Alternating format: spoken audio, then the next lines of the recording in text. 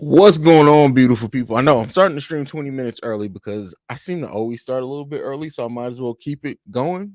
But no, I figured I might as well allow myself some time to test to make sure the stream's going on, get some questions going, get some conversation going. Yeah, I don't know how long we're gonna do this stream. I have no idea. We'll see how long it carries, depending on who all comes in and the fun that we have. But I wanted to do something special. I was gonna record like a video and pre-record it, but I was like, that's just too plain. We had 2,000 subscribers. We hit our year goal in under a little bit under 4 months. That's calls for a celebration of some sort, right? Let me just get this up. Make sure everything's going right here. What's going on, everybody? As you're joining, I know I'm starting a little bit early. Tell me if all the audio and everything sounds right. Hopefully, no delay this time. So we're trying to get that together. Let me know in the comments if everything sounds and looks great. But yeah, we hit our 12-month goal in right under 4 months, literally like a few days under 4 months. That's crazy, man. That's crazy. I never would have thought it, man. Started this channel and I really did think if I would be lucky to have like 50 viewers each and every video. And here we are, like getting to the point where we're like consistent in hitting 3K. So it's crazy. But this is a conversation. I came in with a few topics at least to get the conversation started. But this is really just to me hang out with you guys, man, and kick it with you guys. We've been having so much fun. And that's what this is about, man. It's just to have fun, kick it with y'all, talk our favorite thing, which is the Chicago Bulls, and see where it takes us. We're gonna go ahead and go to some comments. Congrats on 2K subs. I appreciate that, bro. Thank you for that. Hey there, Hayes. I'm here, bro. If I missed the stream, though, thanks for the channel. The Bulls are doing it. Thank you, JDH, man. Yeah, that's what I mean. Thank you guys for the support. Like the channel is the easy thing to do, like cultivating and interacting with you guys and finding ways to make it a little bit different. So many Bulls YouTube channels out there, and I wasn't a heavy YouTube viewer before I started the channel, so I didn't know just how many were out there. I did listen to a few Bulls podcasts, but yeah, hey, it is what it is. We here now, and I love you guys, man. We have fun here, and that's the thing that overall. Cap, we here. Congrats on 2K, bro, and go Bulls. Absolutely, go Bulls, man. Go Bulls. It's good. All right, good. I'm glad everything's going on good. Congrats, bro. Love the vibe. Thank you, Ian. But yeah, so of course we know DeMar. Looks like nothing came out as far as officially that I've seen yet. I looked before I started the stream to see if DeMar had a negative COVID test today. I know he was supposed to take one today. They may be waiting if he did have a negative test because he has to have 2 negative tests in a 24-hour period. So they may wait to see if he tests negative again and then just announce that he's going to be able to come back rather than announce that he had one negative and then if he has a positive one, they get everyone's hopes up and take it back down. So at least that's what I've seen so far, unless it's changed in the few minutes since I checked it out. But congrats on 2K. Thanks, James. So that's where we sit right now. But let's talk about this game coming up against the Cleveland Cavaliers. It's going to be, I don't think it's going to be as easy as some people think. Even if the Bulls were at full strength, I don't think it's necessarily going to be as easy as some people thought. The Cavs have a decent record, but on top of that, them having 3 bigs at the level that they do could be a recipe for disaster against the Bulls. Now we see what the Bulls were able to do against Jokic, which gives us some promise on how we can guard bigs with the team defensive scheme. But to have 3 bigs like the Cavs do, that's going to be a big test, especially considering who we have out. So, congrats, broski. Thank you, bro. Make sure y'all check him out. We're going to be talking about doing some collabs with the Cognac Boys at some point. But yeah, man, that's what it is. Poindexter Flex, thanks for the Bulls not being trash this year. Now we can talk about the Bulls all day. Listen, that's the thing, and I know it's easy to say now, and hopefully on this channel you won't have to see it for a long time, but I can talk the Bulls. I've been talking the Bulls all the time, even through the terrible parts of the rebuild. Like me and my dad, we literally have hour-long. Me and my dad are both like not real big talkers, but we have hours and hours of conversation with the Bulls. So if whenever, like knock on wood, that it takes a while for us to get to that point. But if the Bulls ever do suck again or whatever happens, believe me, I'll still be able to talk Bulls all day. I think I'll be able to put together enough content to keep this channel afloat even without it. 2K subs, putting in works. Congrats, man. Thank you, bro. Thank you, man. I like I said, I don't even like taking credit for it. It's really y'all, man. Because for those who do follow the Chicago Bulls Central on social media, you guys know I do a terrible job of promoting this. That's why it's really so surprising that we hit it so far. Because like with my other podcast, I'm a little bit better at promoting because like that's a different, like I have to come up with a concept for that one every week and a talking point and a main discussion topic. This is really built around whatever's going on with the Bulls. And so I admittedly struggle with how to promote and handle the social media for this show. And it's something that I'm going to be focused on going forward to kind of find my rhythm and find my thing. I posted something today that people seem to really like. Just something comical from one of the live streams, but I really struggle at finding an effective way other than just interacting with other Bulls content creators on social media and stuff with really how to promote this show. So as I continue to try to fill that gap, hopefully we grow a little bit more as well.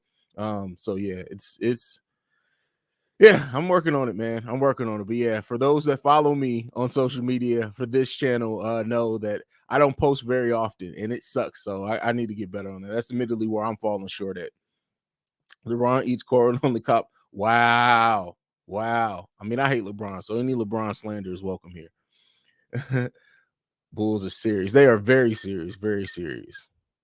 Marketing revenge game. Yeah, that's kind of what I was talking about before. And the thing is that like in the preseason, right? Javonte Green gave him the business in that first preseason game defensively. And so we don't have that now. But I think Derrick Jones Jr. can do some things as well. We'll see. We'll see. I trust the Bulls. I really trust the Bulls. If they're able to guard Jokic, I trust that they're going to be able to do something. It's just, how much can they keep it up with the bigs that the Cavs are going to be throwing at us that whole game? It's going to be crazy. Yo, bro, so proud of the growth of the channel. Thank you, Carlos, man. Yeah, I'm really proud of it too. Putting in work, man. Trying to figure it out. And that's the thing that I'll always say, like, for those that I really don't promote my other podcaster because I never wanted to make it seem like I'm trying to build something, because like sports you would think are kind of easier to build followings because they have like a built-in fan base. So like I never really promote my other show, my other podcast here.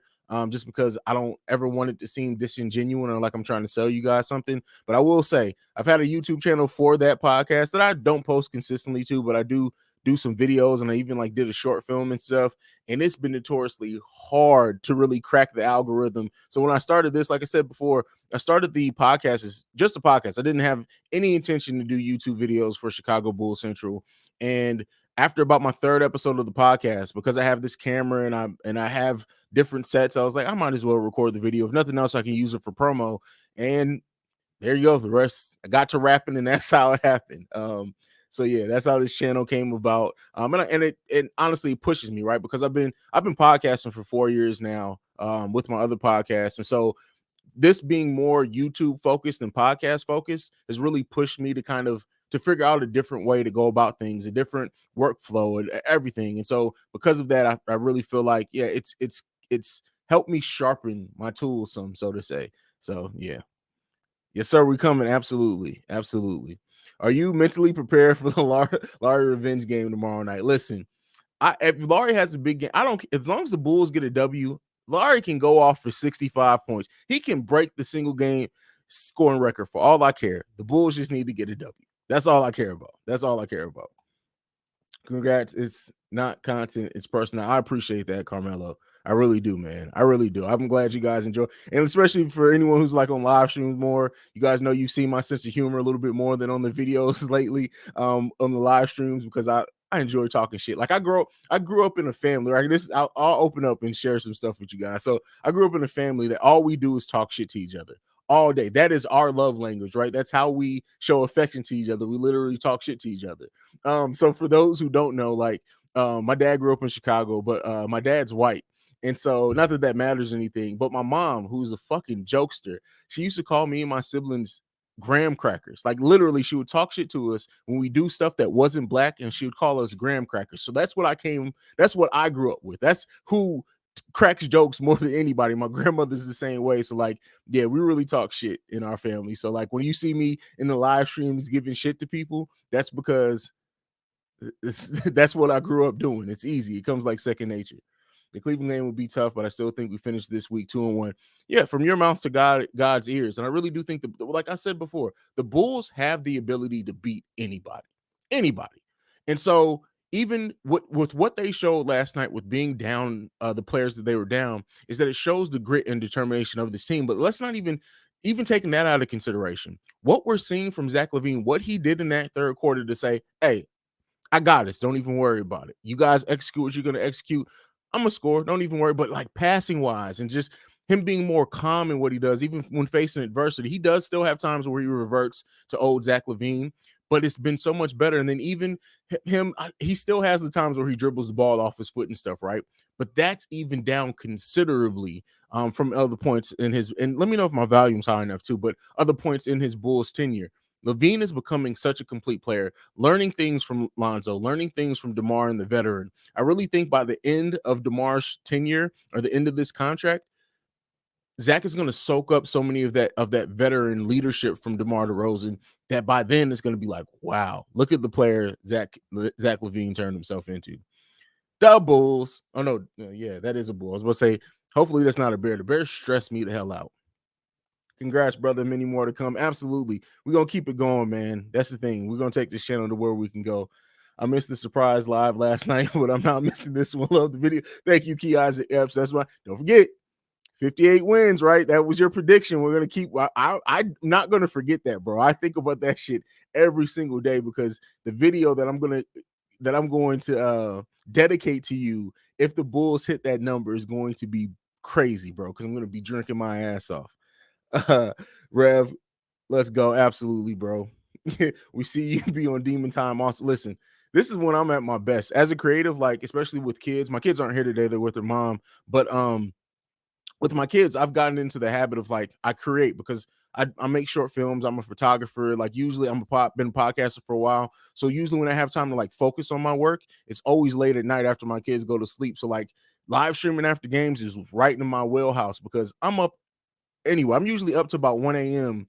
every day, right? Every day I'm usually up to 1 a.m. Even if I'm just chilling, watching movies or whatever. And then I'm up by 6:30 a.m. every day. That's been my life forever. So like it makes sense and it makes it easy. Sometimes the West Coast games kill my ass though, because like it's different just being up watching TV than being up and then having to turn the entertainer side on for a live stream. But yeah, other than that, man, that's what I do. When does DeMar come back? We don't know right now. As of right now, I think what's happened with DeMar is that he was supposed to do a COVID test today. If that's happened, they didn't announce anything. If he tests positive 2 times within a 24-hour period, he can come back. So my thinking is either he tested positive or he tested negative, and they're waiting to that second test that to also be negative before they announce anything. Because think about it. How hyped would the fans get to hear DeMar DeRozan had a negative COVID test, and then that second one comes back positive? You're bringing people up, just bring them back down. So either way, it would make sense for the Bulls to wait and just wait it out and see. But as of right now, I think Shams actually posted something that he's expected to miss 10 days. That was the last thing that I've seen, the most recent thing that I've seen. So that's what we're expecting right now. If we get Miles Turner, man, okay, here's the thing. And again, because this is the nature of this live stream, it gives me time to kind of break this stuff down a little bit more. Unless the Pacers are just fire selling everything for any assets that they can get, it's going to be difficult for the Bulls to trade for Miles Turner. Think about it. Just for contract matching, you're thinking Patrick Williams, Kobe. And then if not that, who else? Like I doubt they take Troy Brown Jr. Like I said, unless think about it, the Bulls can't trade our first round pick. At the best, we can trade Portland's first round pick, which is lottery protected. So that automatically means it's going to be a pick 15 or below her. And really probably because even if they don't make the playoffs in the Western Conference, we're talking about 18th to 20 and lower. So with that being said, are you willing to give up? And that's the thing. I don't think, right, that the Bulls are, I believe that this front office believes in Patrick Williams' progression, his future, and what he can develop into. So I don't see them attaching Patrick Williams. So if we're taking that off the table, right, and that's just for the nature of this conversation, even if you put Kobe coming off injury, not playing well, right, unless the Pacers really do believe in his potential, Portland's first round pick isn't really much, right? It's for a rebuilding team. It's okay, another first round pick, but it's lottery protected. Troy Brown Jr.'s contract, whatever. We got to stop thinking that we can trade our scraps and get a gem back. Usually that doesn't happen. So really we're looking at, all right, what key piece of this team are you willing to give up for Miles Turner? And then at that point, are you fixing an issue but creating another hole? And if you're doing that, you didn't really push the boundaries anywhere. So that's just my thinking on that. I don't think that deal happens, but I could be wrong. The Bulls could say, hey, Patrick, for Miles Turner, we're fine with that. And then we'll see where it goes. But I don't see it going this way, considering how the front office is talked and they consider Patrick Williams. I just don't think it happens, but I could be wrong. What was your favorite game of this year? Mine probably got me back in Boston. What was my favorite game this year? That Charlotte game. Because of all the storylines, the Ball brothers against each other. Vooch having a great game. The Bulls, how great the Bulls looked through 3 quarters in that game. I always talk about the first half, but they even looked great in the third quarter. The beginning of the fourth quarter is where it started falling apart. That was one of my favorite games of the season, just because of all the storylines going into it. But again, I think also that first time we beat the Nets was really big too. Really big too. So yeah, those are probably my 2 favorite games.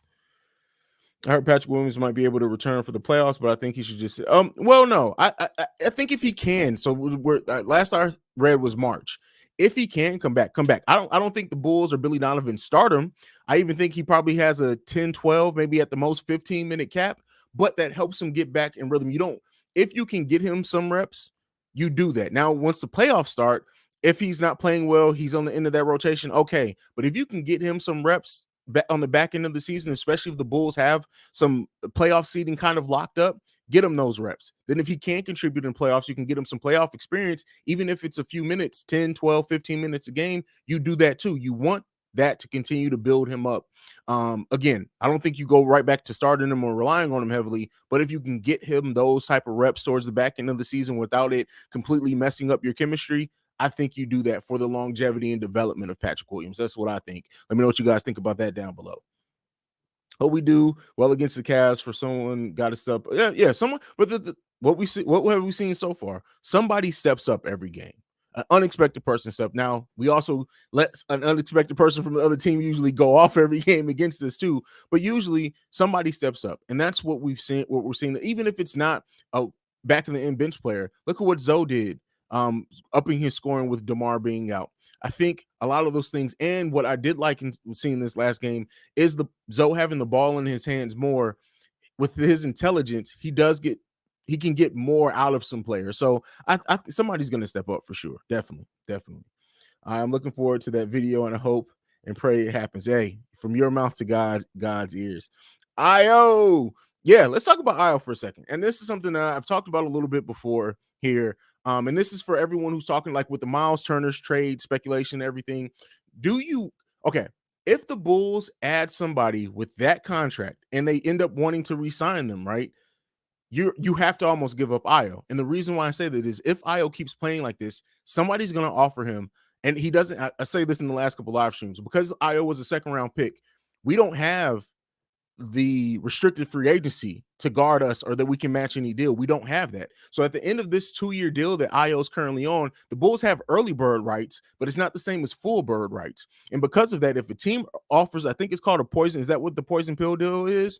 I think if a team offers him that, they offer him a contract that's 10, 12. God forbid anything over that. If you trade for a player like Miles Turner, who has a hefty contract coming, and with Zach LaVine's contract extension and everything coming up, unless I don't think we've heard anything, and correct me if I'm wrong in the comments, we have not heard anything about if the Bulls with the new front office and everything still have that limit on not going into the luxury tax. If we have that, I'm telling you, if you trade for a player with a contract like Miles Turner, unless it expires in 2 or 3 years, we're not going to be able to re-sign Io unless he takes a dramatic drop and does not keep showing the skills that he's going. So you have to ask yourself, would you rather, and I've talked about this, I think, in the last live stream, this is why for everyone who's saying or thinking these big contract players that the Bulls need to sign, I don't think that that's the route the team's going to go. I think they're going to do something similar for now, right? Until Patrick Williams develops.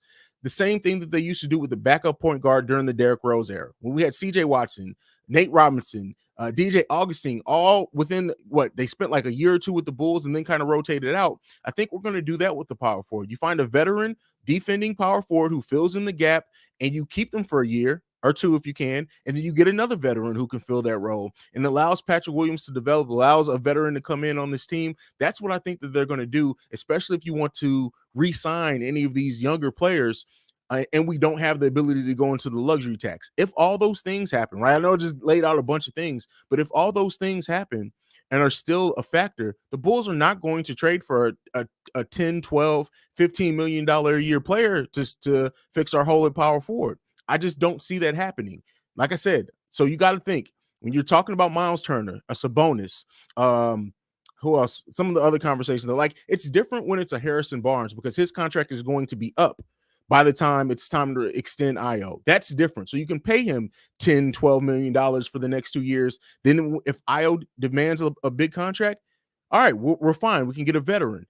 But I don't see a younger player like Miles Turner, them trading for that just because of those things that I laid out. Let me know what you think down below. You could agree or disagree with me. So does Kobe and Javante come back before DeMar? Yes. Unless DeMar, so if DeMar did test, again, this is all speculation, nothing's been released. If DeMar tested negative today, tests negative again tomorrow morning, then no, he can come back tomorrow. In that case, if he tests negative, I believe that's what kind of happened with LeBron. Now, that's a different story. It is LeBron, right? But if he has those 2 negative tests, I think he can come back immediately. So then he'll probably come back before Kobe. If he doesn't, if he tests positive once out of the 2 times, or just the first time, because then they're going to have to test him again the second time. If he did test positive, then Kobe's should be back by the next game, not this game tomorrow, but the game against, who do we play? Is it Detroit? He'll be back by that game, and then Javante will be back a day or so after that. So that's what we're looking at right now. Either DeMar will be back by the Miami game, or he's not going to be back for quite a while. That's basically what it boils down to. Billy Donovan, Coach of the Year discussion. If Key Isaac Epps' prediction that the Bulls get 58 wins is correct, absolutely. I think he's in the discussion. Not only do I think he's in the discussion, I think he has to be the front runner. Considering and that's the NBA has to show some type of consistency, right? Because if we're saying that all the GMs said that the Bulls had the most overrated offseason, DeMar DeRozan was the most overrated signing, we were going to play terrible defense, right? We should on paper be playing terrible defense. If all that came together for a let's say 53 to 55 win team, I think the Bulls get it. I think Billy Donovan gets Coach of the Year. I don't like those Mark Everly Portland rumors at all. Listen, and that's the thing is that it's the GM role, but Portland's GM typically operates like the president of basketball operations. The thing is, we still got AK, right? If it happens, we'll see. We'll see. And I know people in the comments are going to go right to Mark Eversley isn't going to leave because he brought DeMar DeRozan. Listen, Mark Eversley was also in Toronto when they traded DeMar DeRozan, right? So don't act like DeMar DeRozan is the key to him staying in the city. It's not. If this is a big opportunity for him to cut out because as long as Eversley is here, it's always going to be AK and Eversley. People are probably always going to talk about AK and his responsibility in our deals even more than Eversley. And if Eversley is somebody who says, all right, I learned under AK, I have some cachet in my name, I can make more money going to Portland, and I have the opportunity to build my own team, and I have a piece like Damian Lillard to start my build on, I may go over there. That's all I'm saying. I'm not saying that I think he will. I'm just saying that I can understand it if that is his mindset. Do you see the IG post from Simonovic and Vooch with Vooch and Joker tampering hours with AK? But listen, I've said this before. I don't see Jokic coming here at all. I could be wrong about that. Marco, though, is going to have a role. And that's another thing for the another thing for me to say why the Bulls won't bring in a long-term big contract to power forward is that if we believe that Marco can contribute, like he needs to get his body ready. He needs to learn the speed of the game. He needs to get ready for the physicality. And this season in the G League is for that. But don't sleep on the fact that Marco can come into training camp next year when it comes time for media day, and for us to see Marco and be like, damn, he changed, he transformed his body, and him to be ready to contribute next year. That's another thing. So don't be surprised. Look how we got Nikola. Congratulations on 2K subs. Check your Instagram D and I hit you up. Oh, my bad, bro. I'm terrible with social media with this show, man. I need to get better with that. I'll definitely check it after this stream, though. Jokic to Bulls, this is not happening, bro. Congrats, brother. Big fan. Can't wait to see you grow more and more. Question: any chance in you doing some work with the fellas? Listen, they don't know I exist, and that's fair, right? I'm a new channel. I've been around for right under 4 months. They probably don't know I exist, but I'm open to collabing with any Chicago Bulls content creator. Anyone I'm open. You see me, the only one I've collabed with so far really is Juju Knows Hoops, and that's just because our schedules align and we've talked about it. But I'm open to working with anyone. I've been on Flight Sports TV briefly for one of their streams. And we're talking about doing more. I'm open to working with anyone at any time. It doesn't matter who it is, as long as the schedules align, I'm there. So anyone. Dude, stay off the weed talking about Jokic. Listen, I'm not starting. You're not getting crazy. You're not getting Petty Roosevelt out of me so this early into the stream. Flight Sports TV is here. No comments on Lonzo. It's funny. And the Flight Sports TV, this, bro, you already know, like I said, we're good. So this isn't a shot at anyone. But one thing I did not realize before me coming into YouTube is how many YouTube channels really cover just the Ball brothers, right? Whatever teams they're on, whatever else, it's not even like they're not even dedicated to specific NBA teams. They just love the Ball brothers. And I had no idea. Like that was a whole I thought covering specific NBA teams was niche, right? Much less just like a specific set of players, but they have huge followings. And that clearly, like, there are people who want to see conversations just based around the Ball brothers. That's amazing. Like, I think and that's the amazing thing about content creation in general. If you're good at what you do, there's a lane for just about anything. So shout out to people who are able to do that, man. When I read the owners would be willing to go into the luxury tax for a championship team, that's always been the thing. And they even said that during the Rose era, they would be willing to go to for a championship team. But the thing is that you can build a championship team and not win the championship. So I wonder how they're gauging that, right?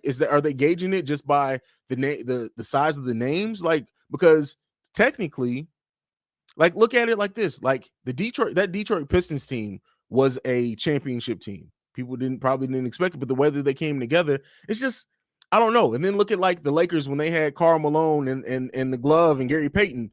They didn't win the championship. So like, what is the barrier, the gauge for a championship team? Not for us, for the owners of teams. That it's just, I don't know. I'm not looking to give up IR or Kobe. Bench scoring is always a weakness. Getting rid of them just makes that worse. That's why I said, like, some of the what we do as fans with trade speculation is that we fix a hole but create another one. And I've talked about, I've been ringing that bell all day. Where the Bulls rank right now in bench scoring, now it's getting better, admittedly, before all the injuries. But there's never been a team to make a significant run with bench scoring that low. Never. Find me a team that has been ranked for the season sub 27 in bench scoring that won a title. Not the amount of points they score per game, but how they ranked amongst the other teams in the NBA. You won't find one. I look for it. You won't find one. The Bulls winning despite not having Pat and Kobe, which means they can beat you. No, that's not how it works. Again, short-sighted mindset. And the reason why I say that is DeMar's contract is only 3 years. So and even when they signed that contract, it was said, right, and speculated by a lot of people that the hope is that Patrick learns enough that by the time DeMar's contract is down, Patrick Williams has his ascent. You sometimes, when you have that mindset, you mortgage your future for your present. And I get it. We've gone without a title for so long. And if you have the chance to guarantee a title, you take that opportunity. But what the Bulls have shown is that they have so much faith in Patrick Williams and you don't give that up. So that doesn't just mean that they can be traded. That's not how it works. That's not how it works. I have trust in AK and Mark to make the right decision on any signing they make this year. And that's what I boil down to too. Again, me just talking about this is how I look at evaluating the team, how I look at how they've constructed the roster and how they talked about the players on the roster so far. But at the end of the day, I trust AK and what deal he makes. AK and Eversley in this front office, I trust what they make. Just look at how people didn't the question about fit. They saw enough and had a vision enough, and Billy Donovan was out there to go and execute it in his game plan that DeMar and LaVine were going to bring the best out of each other. Best scoring tandem in the league. Let's see if Nazir Muhammad is available. But see, funny thing, right? Poindexter Flex, and somebody pointed this out, I believe, in the live stream last night. What the boy, as much as everybody's talking about like these stars or borderline stars or young players, think about the way that Kurt Thomas contributed to the Bulls team when it was him and Joe starting. I don't even know if Joe Kim Noah was starting at that point. That's the type of player that this Bulls team, or even look at like to a lesser extent, but like Brad Smith, that was the year we faced Boston in the first round of the playoffs. That's the caliber of player. Again, someone who you're not mortgaging your future for, who's a veteran. That's what I look at them doing with that power forward hole. Not necessarily a long-term solution there, but a solution that gets them there and gets them closer in what they need. That's what I think. Joe's doing great. Teammates just need to clean up the finishing in his passes. I mean, he makes some great passes, but yeah, that thing he does where he does get into the hole and he passes out of it and makes these awkward passes, that needs to stop. He needs to work around his finishing around the rim. We all know that, but he does so much. Thaddeus Young back in the squad will be perfect. Hopefully he gets bought out. Well, keep in mind, if he gets bought out, we cannot re-sign Thaddeus Young because we traded him there. He would have to get traded to another team that buys him out. We can't sign a bought out Thaddeus Young. Now, what I've speculated before is that if the Spurs are going to buy him out anyway, would they be open to saying, hey, take Troy Brown Jr., he's an expiring contract, let us just give us Thad back. We'll give you a future second. But because you're going to buy him out, you weren't going to get anything for him. Take Troy Brown Jr., who is only 22. Maybe, the Spurs seem to be able to develop people. But if not, you can let him walk next season. Don't re-sign him. No harm, no foul. But then we get our player back. So maybe something like that happens.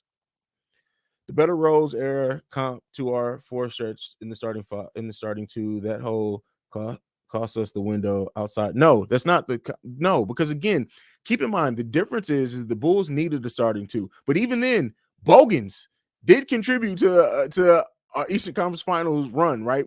But no, because keep in mind the Bulls don't necessarily need a long-term starting four. Patrick Williams is there, right? Patrick Williams is hurt right now. If Patrick Williams never got hurt in the season, what we'd be saying is, and what we came into this season saying, we need another backup four. Now, yes, we're focused on a starting caliber four, but really, look at the way that they've played. Javonte Green starts at the four. If you bring in a four right now that can block, rebound, hit open shots, that player can easily transition to the bench next season. If we resign him, that's not the same comp. It's not the same thing because we don't necessarily need a long-term starting four. Unless they're ready to give Miles Turner the four and have people sit on the bench next season, somehow put him in the trade, but Turner would be the ideal candidate. No. I think we think that these players are ideal. We don't need a player the caliber of either Miles Turner or Christian Wood. Even if Patrick Williams wasn't here, we don't need another person who's going to need a lot of shots. That's just not what we need on this team.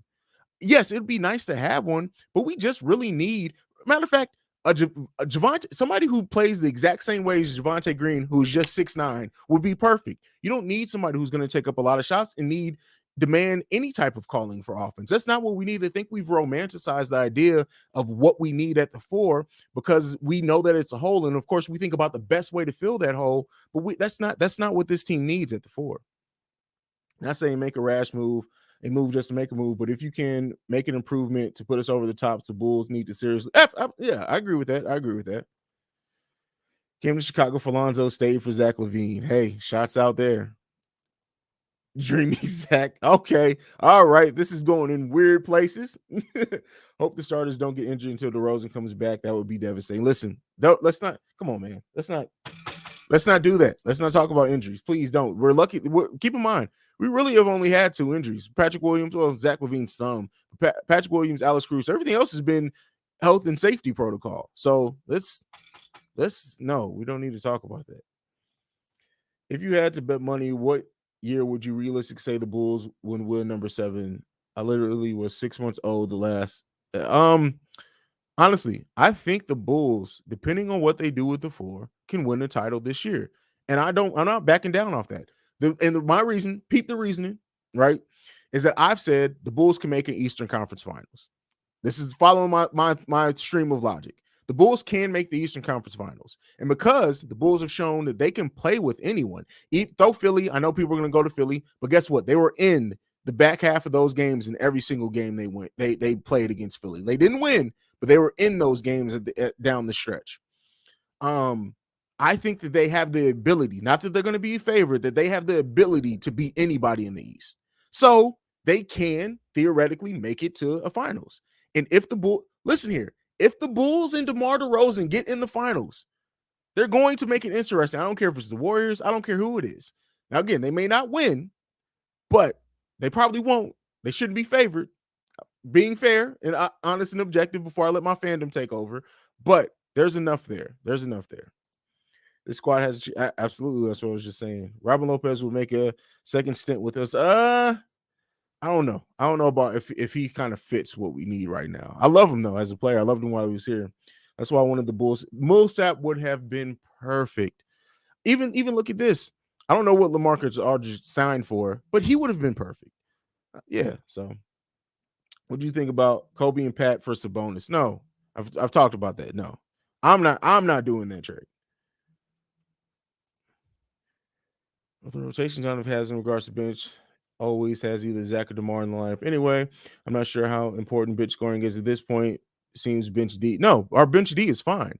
Bench scoring is bench scoring is absolutely important. The minutes that DeMar and Zach are playing, you don't want them to keep playing for the whole season. So you do want to be able to, that's why they're trying to get Kobe in rhythm, is because they do want to take about 3 to 5 minutes off both Zach and DeMar. So no, even if they're both out there on the floor, that still doesn't negate the fact and the need for bench scoring, because as we've seen, DeMar, sometimes the ISO ball doesn't work.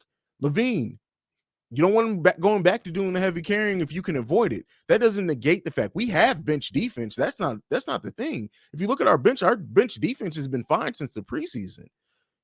That's the okay thing. And yeah, they score when they can get out in transition, but you do want a scorer off the bench. Every championship team has a scorer off the bench. You want a scorer off the bench. Now, I'm not saying that has to be Kobe. I've even said before, like if the Bulls were able to somehow, and the contracts don't work, but this is just me saying somehow, if the Bulls were able to get like an Eric Gordon and Christian Wood in the deal, okay, fine. But it does not negate the need for bench scoring, especially in the playoffs. Look at the runs that like Roddy Bouboir and players of that ilk have had in the playoffs.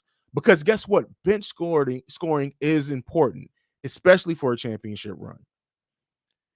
Man, if Tristan Thompson knew how to control his personal life, is 10-10. Well, listen, so maybe him having a bad personal life is even better for on the court because he has to take that shit out on somebody. That's all I can say there. Just took a history exam on the way home. Congrats and love the stream. Thank you, Ricardo. I appreciate you, bro. You've been here for a while. I think the Bulls can make a move to become title contenders without giving up their entire future to do it. Getting a Robert Covington or even a PJ Washington would be serviceable.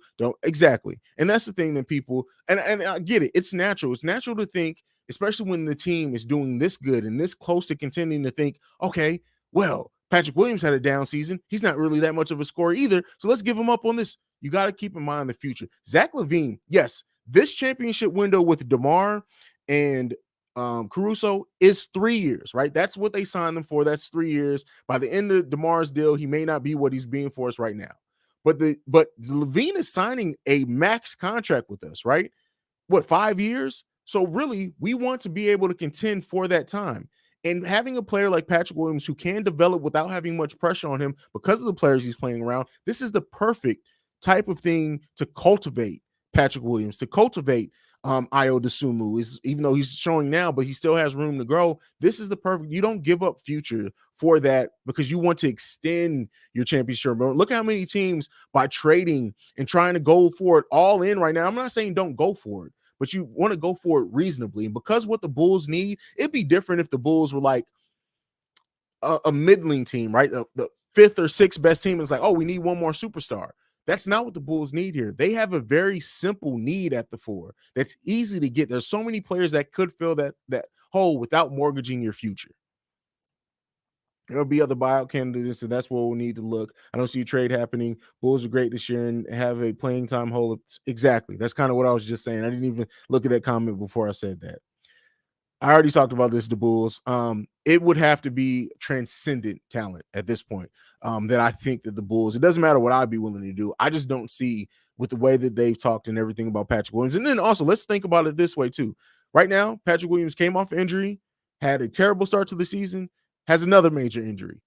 You're not getting much back for Patrick Williams right now, unless a team just so highly believes in his potential. But then at that point, AK and Eversley believe in his potential too. So to me, the best thing to get a backup point for so you don't mess up. Exactly. And that's kind of what I was just going into, Frank. Absolutely. Absolutely. I'm glad to see that there are more reasonably minded Bulls fans here. I like the idea of bringing in anyone capable of slowing down dominant bigs regardless of offense. We don't really, again, I'll always say this, right? And this isn't to offend anybody. This is just to be honest. People who look at just offense, that's the lazy basketball fans to me. Because that's the easy, we live in such a microwave society. That's the easy thing to try to gauge somebody's worth is just looking at the offensive numbers. There's so much more to that in basketball. Lonzo is a perfect example of that. What he does out there, Caruso as well, advanced defensive stats and analytics. We like that box, the players, the fans who look at box scores and try to determine, and they'll say, oh, well, such and such has scored this, and like, tell me more about the fit. What do you see and how do you see in the play style? How do they fit in play wise? A lot of people don't do that. They look at that easy, that quick fix of to try to gauge the value of a player, and it doesn't always work that way. You can put five, like I'll go back to like the Lakers when they had Gary Payton and fucking Karl Malone. Like ideally, like that team should have fucking dominated the league. They got beat by a team in the Pistons who, yeah, like look at that on paper, right? Well, history will tell you. Like I'm just saying, man. Probably going to be Warriors Suns if the Bulls make it to the finals. Still need to see the Warriors rematch and Suns matchup to see how we stack up. But even like this is the thing with this Bulls team. We're continually developing and changing. Like this team has only played 25, 26 games together. We still can get better. Our chemistry is still building. I really don't think that we'll see the perfect version of what this team can be until maybe February or March, especially with the injuries and everything. So we definitely need another spot up shooter from the 3 off the bench, though. Yeah, I agree. Bulls need some like Robin Lopez, big body that defend and rebound. Dream playoff scenario for me would be I've been saying that for a while. My dream is that I don't know if it'll happen in the first round. I don't know, but I want to see a series with the Hornets and the Chicago Bulls. That is my dream matchup right now. I would love. Let me say it one more time for the people in the back. I would love to see a series between the Hornets and the Bulls, not just for the matchup on the floor, but the storylines. I'm a real big storyline guy, and to see like, oh, that would just be fucking amazing, bro. Brother versus brother. Come on, man. I don't mean that bench D needs improvement. I meant that the bench D has been great, so they're doing their job. I'm hoping Kobe can start contributing more consistently. Oh, definitely. Do you know when Caruso will be back? They're letting him sit out a week to rest his hamstring. That's what they're doing. That's when I think they announced that yesterday or the day before. So we're really looking at, let me look at the schedule. We're probably looking at Detroit, that Detroit game before Caruso's back. Maybe Toronto, but that would be more than a week than they said. So that Detroit game on the 14th is probably when we're looking at having Caruso back.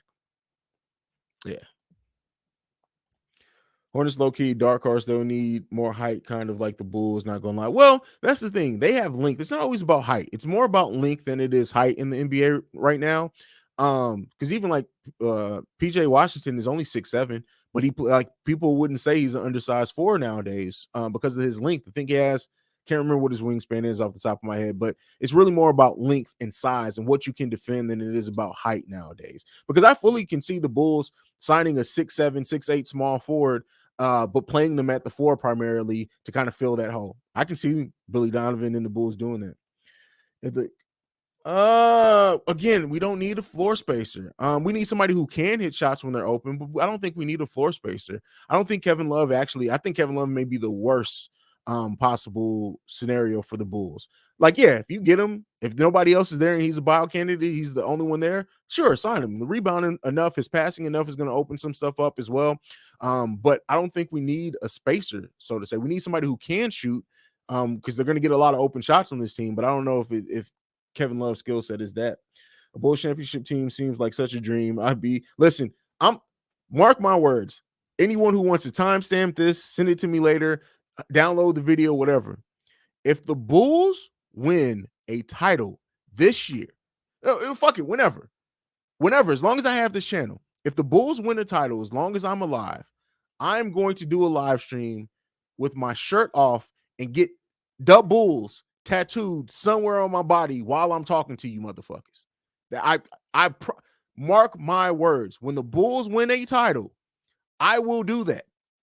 I will live stream me getting a tattoo that says the Bulls somewhere on my body.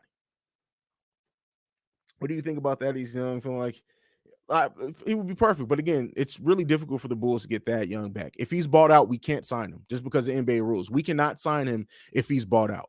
If he's bought out by the Spurs, and if he's traded to another team, then bought out, yeah, then we can sign him. But if it's the Spurs that buy him out, we cannot sign him until next offseason.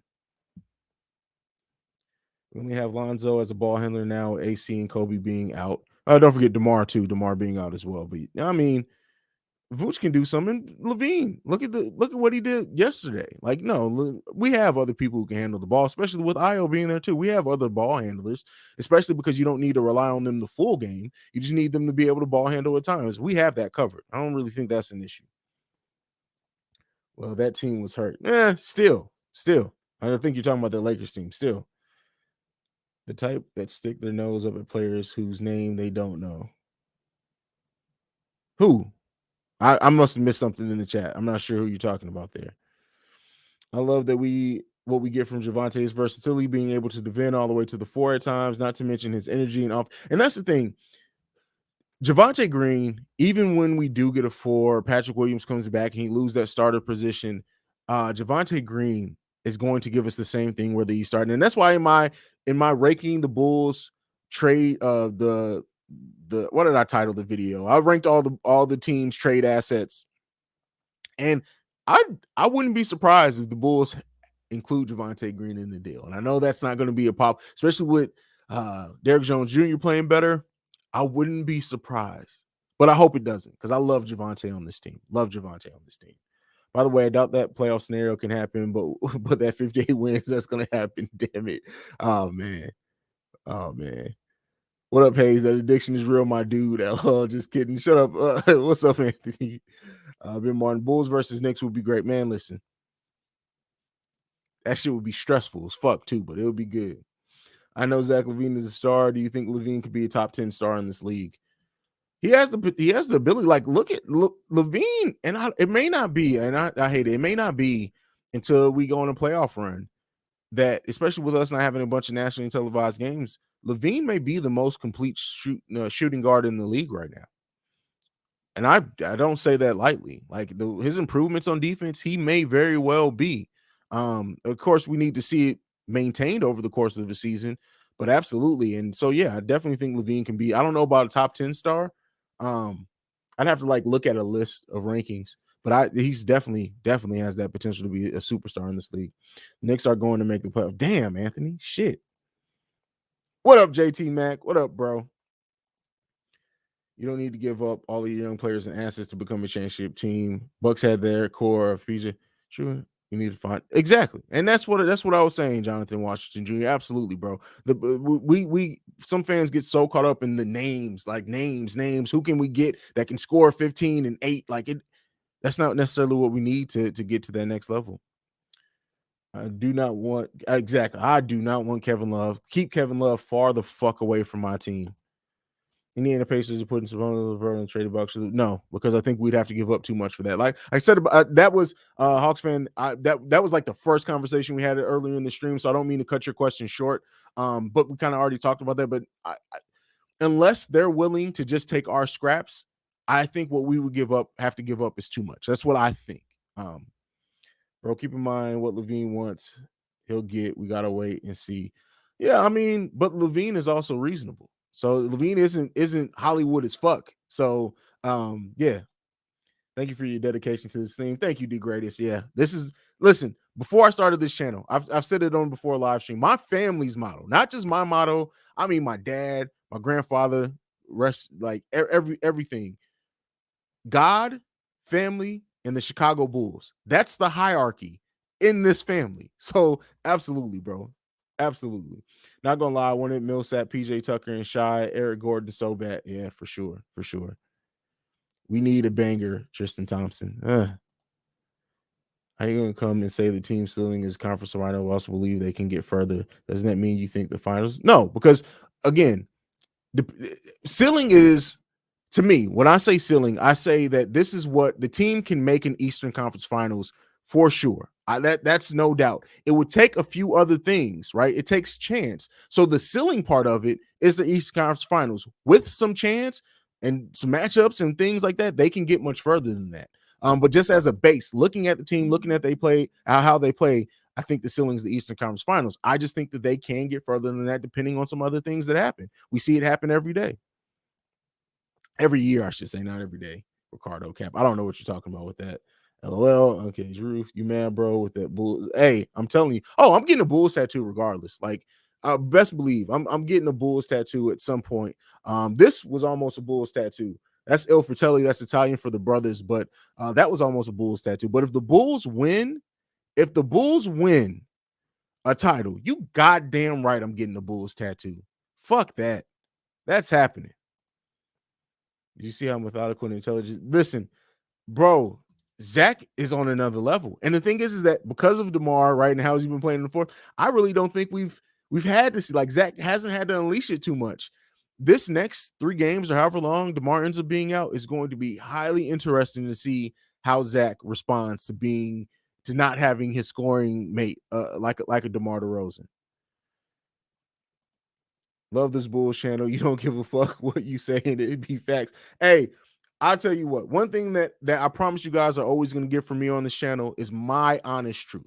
It's how I honestly feel. You'll never have to question how Hayes feels about something. If it's my honest opinion, if I'm just saying something I don't do shit for views. I don't do shit for clicks. I don't do shit for none of that. If you guys don't like my takes because I think some of your trade talks are fine, don't watch me. It's fine. I'm not at a loss either way. But one thing, the integrity of this channel, that's why I don't do a lot of the trade speculation, clickbaity videos that some channels do. I won't call any other channels out, but there's one specific Bulls channel that I'm sure most of you are aware of that literally 5 to 6 out of the last 10 videos have been the Bulls are reportedly going to trade for such. Those be such the bullshit ass. Like, and don't get me wrong, I see the clicks those videos get.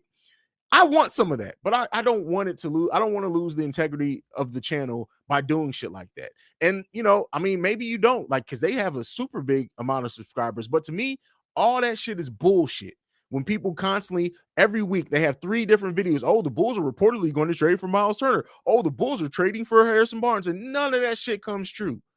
That shit is clickbaity, man. I don't do clickbait bullshit. And the host's voice is annoying as fuck too, but that's it. I'm gonna leave that at that. We're not starting no fucking YouTube beefs here because I will end the motherfucker. But anyway, same. If we win in my lifetime, I'm getting the Bulls sap. Same with the Bears. Listen, if the Bears went the year that the Bears made it to the Super Bowl, fucking Rex Grossman, it was like, I was losing my fucking mind. But if the Bears win a title in my lifetime, listen, my whole back is matter of fact, if the Bears and Bulls both win a title in my lifetime, I'm getting the city of Chicago skyline on my back.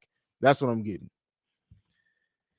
You gonna do 58 wins? No, I'm not doing that shit, bro. You killing me with that prediction. That would hurt, man. We don't need no trades now. Just develop the guys we have in the bench.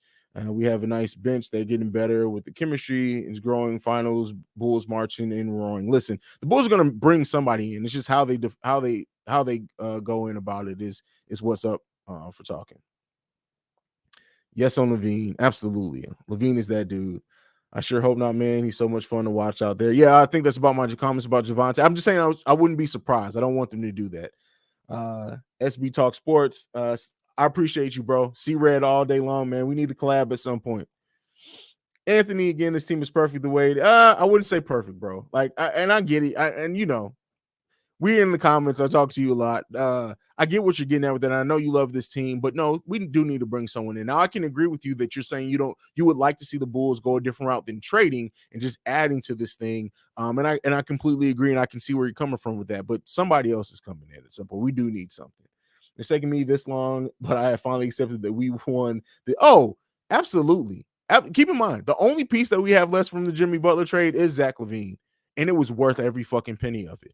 I mean, unless you want to look at like what we also count what we got for marketing and stuff, but like keep in mind that the Bulls almost traded Jimmy Butler straight up for for the right to draft Chris Dunn. Let that sink in for a minute. Imagine how worse off this team would be if the Bulls had traded Jimmy Butler for the right to draft Chris Dunn, and that would have been it. Let's all weep in silence. All we need is interior defender and great rebound. Exactly. And somebody who can hit shots when they're open. That's it. That's it. Crazy to think how far the team has come since we were a start. Bro. Fuck. You're right. You're right. Just think about it. This would have happened last. Felicio probably would have been our starting center. Pray for your boy. These college finals are killing. I got you, Stay Gold, man. I understand. I went to school for psychology, so I definitely understand that. Don't give up Kobe White, Patrick Williams, or Vooch. We got a good core. Completely agree there. Oh, but you can understand why the media thinks that Brooklyn's better than us, because on paper they have Kevin Durant and they have fuck Irving, but they have Harden. That they on paper should have the better team, and they're still what we're tied with them for number one in the East. Matchups are a thing, right? Hard is a thing, but playoffs could be a different story. So I can understand it to go with, but of course it's C red all day, every day over here.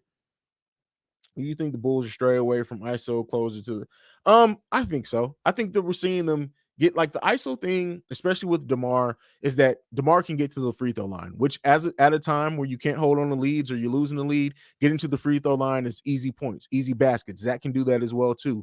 But I think once we get everyone back healthy, what we're seeing is that they're trying to get back to that freedom of ball movement, which it makes us even more dangerous. So a lot of people saying the Bulls going to the Eastern Conference Finals. What do you think? I think DeMar's years for sure. We're going to get to we can get to the Eastern Conference Finals. I'm going on record to say we are going to get to the Eastern Conference Finals, barring any injury or anything else, or Kyrie coming back and actually, look, Kyrie Irving is going to retire and become Obi-Wan Kenobi and live in a hut somewhere and eat his vegetables, raise his kids, and never look at the game of basketball again, and then try to make a comeback when he's 40.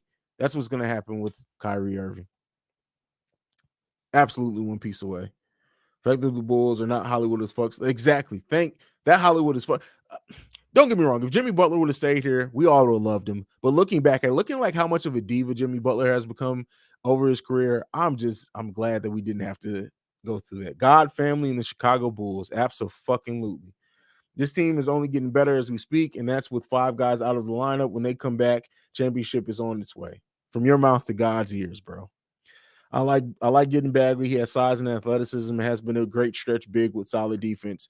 The thing is it depends on what the Kings want from him. Like at one point, it seemed like because he was out of the rotation that they may take just about anything for him. And also, do we see them out? How many years does Bagley have left on his contract? Do they extend him a qualifying offer? Because if Bagley is going to be an unrestricted free agent in even a year or two, I think you wait for that than giving up assets. But that's just my opinion. Bulls fan from Argentina. I always love the Bulls fans from overseas. I say this on every live stream too. I grew up overseas, so I love that. I love that, man. Shout out to you. I'm not even going to begin to try to say your username, but shouts out to you, sir. We don't need another big splash. We just need a power forward. You don't have to draw plays. Well, PJ Washington. I would say this: when the Bulls were looking to trade Lauri Markkanen, I think there was briefly a rumor that they were going to do so with the Hornets. I think PJ Washington was involved in that deal. I would have loved that. I don't know what we'd have to give up for. They seem to love PJ Washington there. He's a fucking Bulls killer. So I guess we'll see. Anyone else? Cizo literally telling Zach to pass the ball up to Ayo. They call the pass for the lob. Love his ability. Yeah, he's a coach on the floor. He's definitely a coach on the floor. The Warriors are going to win the title, but the Bulls can make the finals. They can beat anyone in the East. They can beat anyone, period. That's what I like to see. I know which channel you're talking about too, and there's channels that's outright lying. Listen.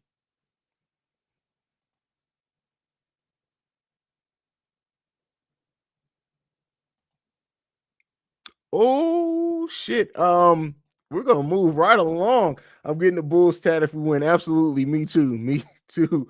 Even if we make the playoffs, we need to celebrate. It's been a long one. Yeah, for sure, for sure. I was going to call it. Listen, I'm not getting into that. I'm not. Hayes don't beef. Hayes calls it like he sees it. People can beef with Hayes, but Hayes don't beef with people because I tell it like it is. That's the only. That's the thing I'll say is I'll tell it like it is. Here, Chicago Bulls Central is not doing clickbait titles. I may make a clickbait thumbnail, right? But the title will be clear. I will never make clickbait videos because I don't need that. I really do feel like when people rely on constant click, but like even the channels that do once in a while, like if you want to do a trade speculation video every once in a while, do so. That makes sense. But when it's literally most of your content, to me, that tells me you're a lazy ass creative. You don't know how to actually create. You don't know how to actually engage an audience. You engage. It's that Tekashi 6ix9ine style, right? They're Tekashi in their way to views, and if their viewers love it, fuck it, give it to them. There's a reason why the Onion magazine and shit like that is around because people love the clickbait shit, and more power to them. I'm not giving up my integrity for that bullshit though. I'm not doing it. Keep up the good work. No clickbait crap. Who was in your top 5 Bulls of all time? Favorite bull of all time is Joakim Noah, just because he was the one of the Bulls that I've gotten to see their full career from start to finish. But all time, Pippen, Jordan, D Rose, Rodman, and Joakim Noah. That's what I have to give. Those are my favorite Bulls of all time. And all people I've gotten to see big parts of their career. Jordan's career, I was born in 86. So even though I was born then, consciously watching basketball, it was only really like the last three-peat that I've really gotten to, like I have vivid memories of. So gotten to see a lot of them. And then of course the whole Rose era, whole Baby Bulls era, everything after that, I've been completely engaged for, but those are mine. Not getting into it. We can make it happen. Yeah, Patrick Williams so perfect. We don't need it. I wouldn't say perfect, bro. We won the trade when Jimmy left. Absolutely. TJ McCollum. Oh fuck, they're not making the playoffs. And not even that. Hats off to him and shouts out to his family and his recovery over there, for sure. But of course, that affects the Bulls. We don't have to worry about getting a tat. Bears never do. Listen, I not in my lifetime, bro. I refuse. I don't think the Bears will ever win a title in my lifetime, man. I think the last. So what? I was born in '86. Was it the last time they won a Super Bowl? Was the year before I was born? So that hasn't been in my lifetime so far. Man, I can't wait to see Marco next year. Listen, Marco, his body is definitely going to transfer. Now the skill set, we'll see how that develops and everything, but he's definitely going to be ready next year. I definitely see that. Remember we were talking about getting the new city. So yeah, I got that. I have a Derrick Rose red jersey. I have a Derrick Rose white and red jersey. I have a Jimmy Butler jersey that I almost burnt. I have a Hardwood Classics Michael Jordan jersey that is literally in the most protective case it can ever be on. I like literally pull it out to show my sons like once a year. And that's it. My dad has autographed Pippen, Rodman, and Michael Jordan jerseys from the second three-peat era that he like has on the display. I have a picture of it somewhere. Maybe I'll post it because I have the community tab. I'll post it there, but he has those. It's fucking bananas, bro. So yeah. I have a week left to love. Can you say what's up to me? Huh? To live? I hope not, Kristen. But what's up, Kristen? Damn. Don't please tell me you're just trolling with that. We definitely won that Jimmy trade, but bruh, how the fuck do Garpax manage to give them a pick back? Listen, I'm not. We're staying positive here. We're staying positive here. I'm sure the inside Chicago Bulls will talk about that. Speaking about LaVine, do you think he's not getting calls when he drives to the basket? Seems like his free throw rate too low for the amount of time he gets to the basket, like pre-MVP Derrick Rose. Yeah, there's definitely, I mean, we've seen, I've talked about it. There's definitely something going on and why he's not getting calls. But one thing that we've seen is that when he doesn't let it get in his head and he starts arguing with the refs, he has started back getting calls since then. There's a nice 5 to 6 game stretch where it was like it was the ref, the opposing team, all against the Chicago Bulls, and Zach was fucking fed up with it. But it seems like he's starting to get out of his head about it. So luckily, Hey, I read your comment, Christian. Don't stop that, man, because I take that shit seriously, bro. I have a week left to live. My dying wishes for you to read my comment. It means a lot. Christian, you are valued here.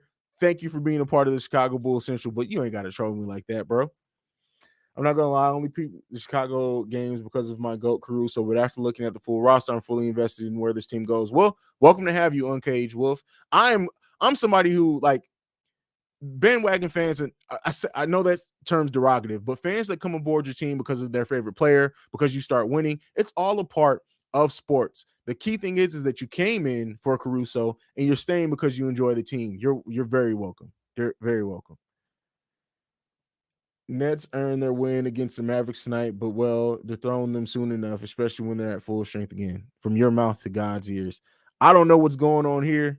What y'all laughing at? I don't know what I did. I don't know if it's me or somebody in the comments. Curry doesn't want to play ball. He needs to stop wasting everybody. Listen. Oh, Obi-Wan Kenobi. I'm sorry, mate. I'm a little bit behind. I'm like 10 minutes behind your comments. Again, the word perfect. He would not be perfect. The perfect thing is we don't need anybody who needs shots. That's not perfect. That's not perfect. Do you think Iowa will be bigger still than Jim? I think he has the potential to be for sure. You gotta wait. I'm not somebody who likes making like those predictions this early. Like, yes, Iowa's played great this year. It's his first season. We've seen players have really good first seasons, second years, even second, third years, but then fall off eventually. Like Ben Gordon, for even though he was a first round pick, but when he went to Detroit and completely fell out of the NBA at some point. But if he keeps this going, I absolutely can see that. I absolutely are very similar, especially if he doesn't get the thing that he's so humble right now. Hopefully we keep that. Worst thing that ever happened to Jimmy Butler is letting Dwayne. Think about it, we signed Dwayne Wade to basically make Jimmy Butler Hollywood as fuck and eventually go sign with the Miami Heat. We paid $50 million for that. Just keep that in mind. I didn't pay much attention to the NBA till recently, but how in God's green earth did I not know that Caruso was this good defensively? Listen, I didn't either. There was a game last year in which we played the Lakers and we cooked Caruso's ass. And so I was like, oh, this motherfucker's overrated. But no, it's here. It's here. It's official. I don't know what you're talking about here. I'm not. We need to get Hayes versus inside the Chicago Bulls back. Listen, I will beat his. I used to do MMA. I will beat that whiny voice bastard's ass. But why am I saying y'all are getting me in the shit? Oh Jesus, why did I say that on this fucking live? Oh, Hayes is funny. What you want? Listen, I'm me, bro. I'm me. We all know what you mean. Hayes is a good family. It's a safe place. He doesn't create. He reads rumor articles and repeats like it's. Listen, his and Chicago Bulls fans. Like his voice is fucking irritating as shit, bro. When again, I keep in mind, I listened to Bulls podcasts. I didn't watch any Bulls YouTubers before I became a YouTuber myself. So when I started like, because of course, once you start a Bulls channel, you start getting everything in my feed is all Bulls stuff. So I like shout out to Aiden Sports Show who changed his name to the Bulls Show. That's my he's probably one of my favorite non-mainstream Bulls content creators here on YouTube. That's strictly on YouTube.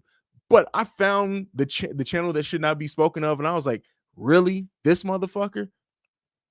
Yeah. I hope IO reaches Jimmy's level, but let's just take it one step at a time. Jimmy was a crazy steal that happens rarely. That being said, listen, keep in mind that IO was the number one ranked point guard was it before college or whatever at one point? So he definitely has it. Captain Kirk is in my top. Listen, I love Kirk Heinrich too. Definitely love Heinrich. Listen, I'm done. Y'all done got me enough. Y'all done got me in the deep end enough. Got me in the deep end enough. Yep. Bro, we both gonna have gray hair when the Bears win. Listen, I'm probably gonna be on my deathbed. Like this, I honestly hope to see I got to see the Cubs win a World Series, right? I thought that would never happen. I hope we get to see the Bears win the title. I really hope so. Flight Sports. I've been on Flight Sports TV. They were in the chat earlier. Those are my dudes. I love what they do. I love what Flight Sports TV does. The fact of how often they go live, and everything else there. Like, I love what they do. I love Flight Sports TV. Love them. Where do you get your jerseys from? Usually I just order them from ChicagoBulls.com. And I know I probably pay a higher penny for that, but like the old ones that I have, yeah, I would always just order them. The throwback Michael Jordan that I had, my dad got me, the Hardwood Classics. My dad got me that like my sophomore year in high school. I don't know how much he paid for that, but that's all I wanted. So yeah, Bulls, absolutely. Well, good. I'm glad. I'm glad. Let's get more calls. Yep. Let's see. Let's do this. Hayes, if you think about it, DJ can be known around the league, a decent shooter. He's going to be dangerous. And if he still, yeah, what is he, 24? Which I thought he was older than that. Yeah, he still has a lot of room to grow and everything. And being on this team, definitely. I know this is far in the future, but can you imagine a post DeMar Vooch lineup with Io, Lonzo, LaVine? I don't know if I like that. But I definitely can imagine them all being on the team afterwards, and like Io being in the Caruso role now. Like I can definitely imagine that. Definitely imagine that. I already read that one. What are the chances the Bulls make the finals? If I had to put a percentage on it, I'd say 20%, 15%, 15%. I think they have a 15%, and that's just me hedging my bets. Yeah, for sure, for sure. Let's see.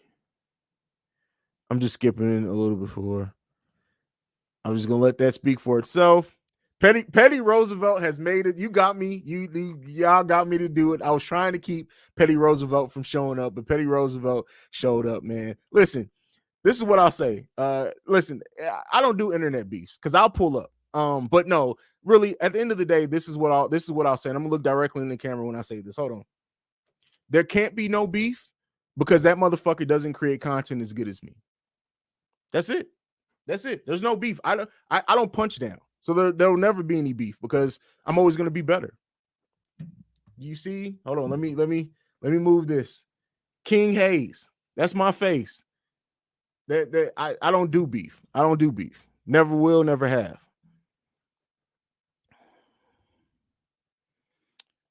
Ibaka. I like the Ibaka idea. I like the Ibaka idea. Definitely. Definitely. I like that. Here's the thing, Jihad. It's not about, yes, he's from, like, again, he may not even listen to offers from other teams. Io being a second round pick, though, again, Bulls having that thing of not going into luxury tax, but even if they can, they only have early bird rights for them. So they're limited on what they can offer him.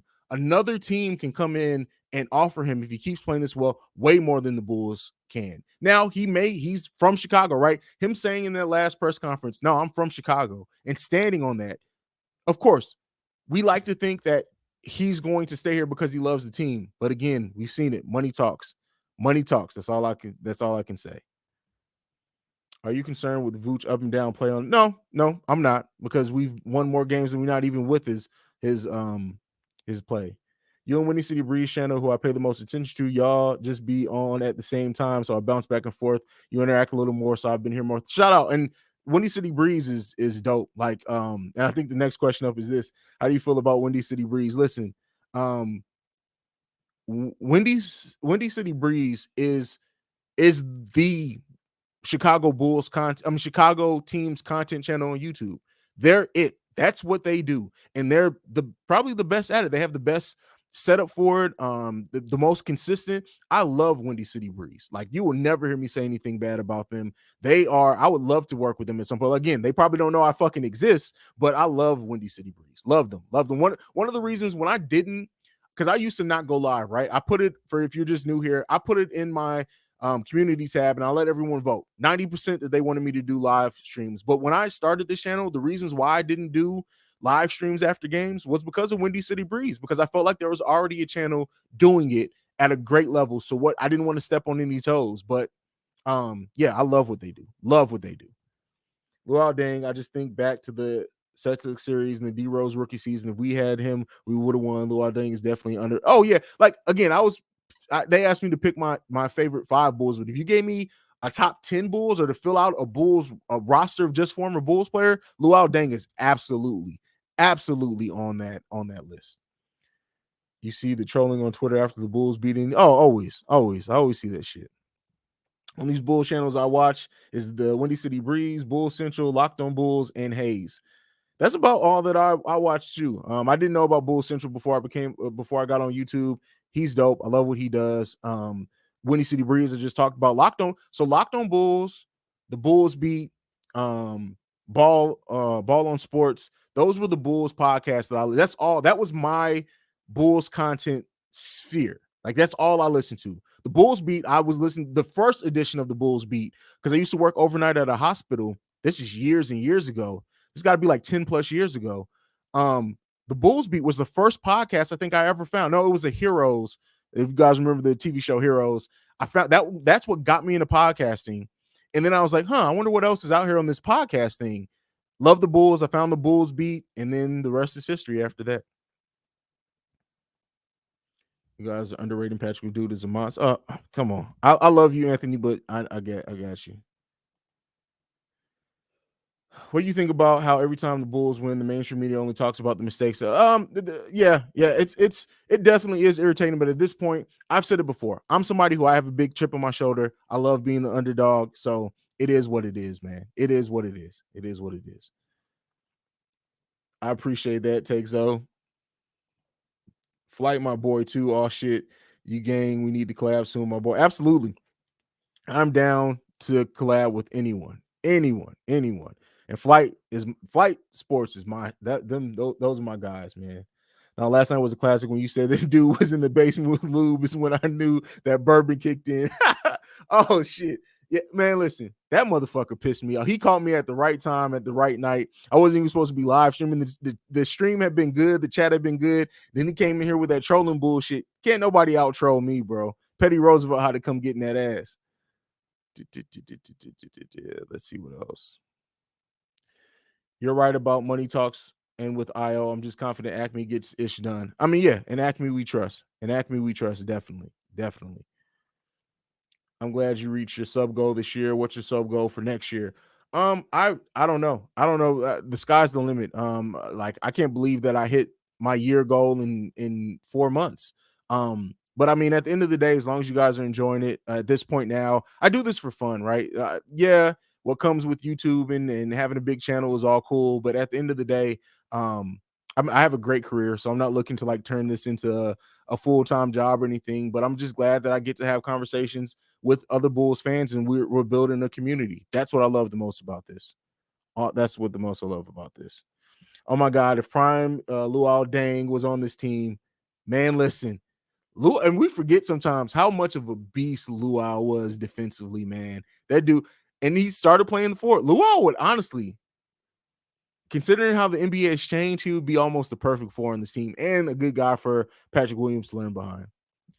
Bull Central Voices. So I'm not because that's my guy, and our channel names is already similar, so I'm not getting into anything that can be misconstrued as any type of shots towards that man. That is my dude.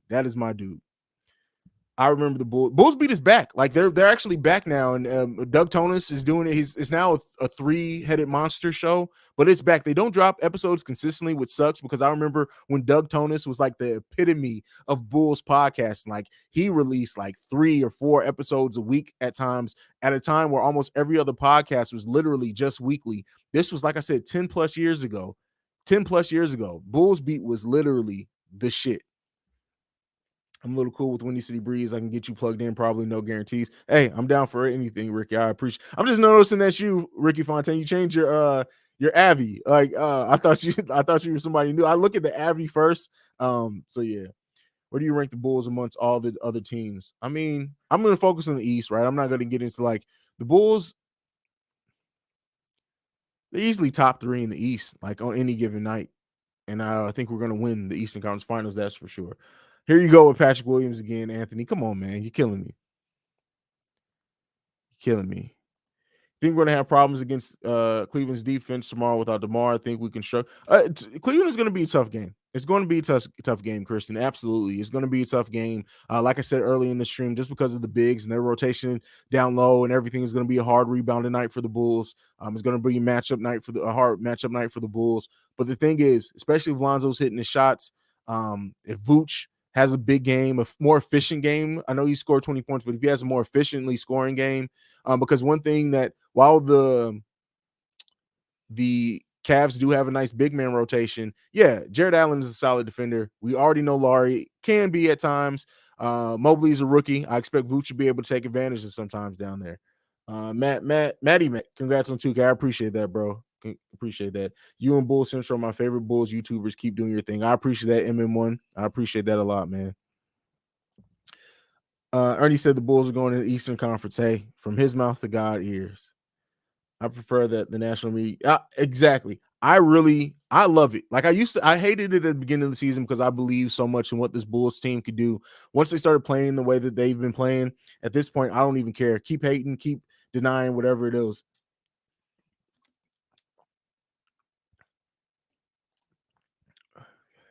Bro, like, yeah, I'm sorry, man. Listen, I'm such a visual person. When stuff like that changes, bro, it literally throws me the fuck off, man. I apologize, bro. I'm sorry for that, man. Do you think Joe Cowley is the worst reporter on the Bulls? He never gives the Bulls credit. I don't think he's necessarily the worst. I think he's actually, when he's locked in and not doing things for clickbaity titles or whatever, or to be anti, he's a really good writer. But yeah, he does some shit. He does some shit for sure that pisses me off. I know Jimmy didn't leave on the best of terms, but he was my guy in Chicago. Seeing him as girl, and I've still followed his career. Like, I love the player he is. It's just the off the court shit. The Hollywood shit is frustrating and disappointing. Considering where remember Jimmy Butler that used to say, "I'm just a kid from Tomball." You remember that, Jimmy Butler? That shit is long gone. Josh Simmons, Iowa's going to lead us in scoring tomorrow. Listen here, I'm not doing a lot. Wait. No, I am doing a live stream tomorrow. No, I am doing a live stream after the game tomorrow. I almost forgot my own schedule. If that happens, being at live stream, you'll get your shout outs, bro. You get your shout outs.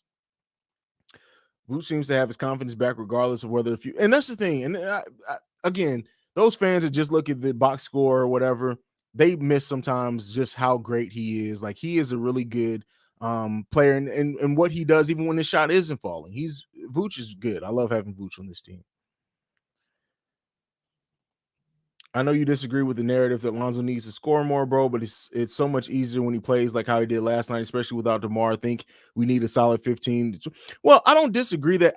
Again, when I say that, it's just in the context of how this team is constructed, especially with DeMar out there. I say that Lonzo doesn't need to score more. Now, like we saw last night, I do, and I think I said in my preview video yesterday, that Lonzo does need to step up his scoring, especially with DeMar being out. I just with the team when it's at its full construction, I don't think that he needs to be that type of scorer. But definitely while DeMar and Caruso are out, and Vooch, if Vooch shot isn't falling, we definitely need that output from him. Definitely.